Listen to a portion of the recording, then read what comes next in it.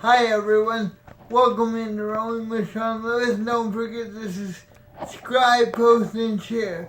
As many of you know, I have cerebral palsy, but what you may not know is today is National Cerebral Palsy Awareness Day. Take out the shirt. It says, paint the world green. But as many of you know, I have cerebral palsy. A cerebral palsy is a type of brain injury that occurs at birth.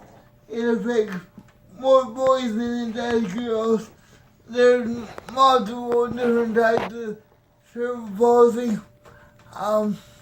But the way it affects it, depending on what areas of the brain that the injury was at, that determines where the what kind of challenges you have. Yes. Some people with cerebral palsy, it may just be one arm.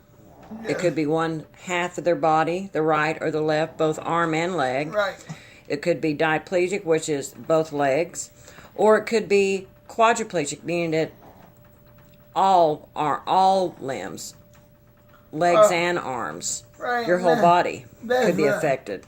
And you were diagnosed with spastic diplegia, meaning your legs are tight. Cerebral palsy affects the muscle tone. Which means I have very high muscle tone. You're spastic. It means your muscle tone is very tight, and it affects your legs mostly, but you do have some involvement in your hands and arms. It's hard. So are there some things that is very difficult for you to use your hands to do? You don't have rotation in your wrist. When you go to lift something up, I had to hold it. You put the back sides of your hands together to lift it. So there are some things that you've had to learn to do a little bit differently to use your hands, but you've managed. Just like the Marines, you adapt, improvise, and overcome. That's what I've done my entire life.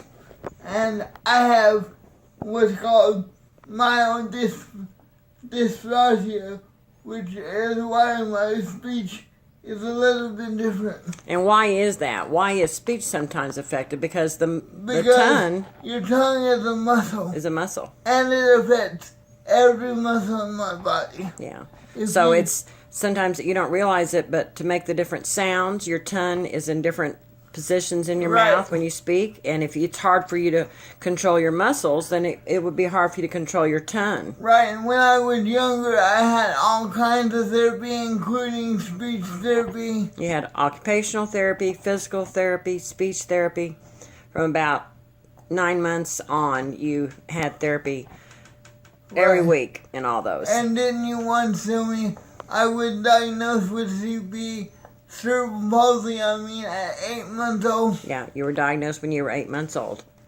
Right, but you were premature. You were born premature. You and Dad and the doctors were watching me beforehand because there's a very high risk when the baby... A little less than half of all kids that are born premature end up being diagnosed with cerebral palsy. So that's something that we looked for to see what signs of development you were making, and you were a little delayed. Number one, because that you were born early, but as you got a little bit older, you should have been reaching those milestones that you were not. So when you were 8 months old, we took you in to be a specialist that diagnosed you with cerebral palsy. But cerebral palsy, you can't catch it. It's non-terminal. You can't pass it down.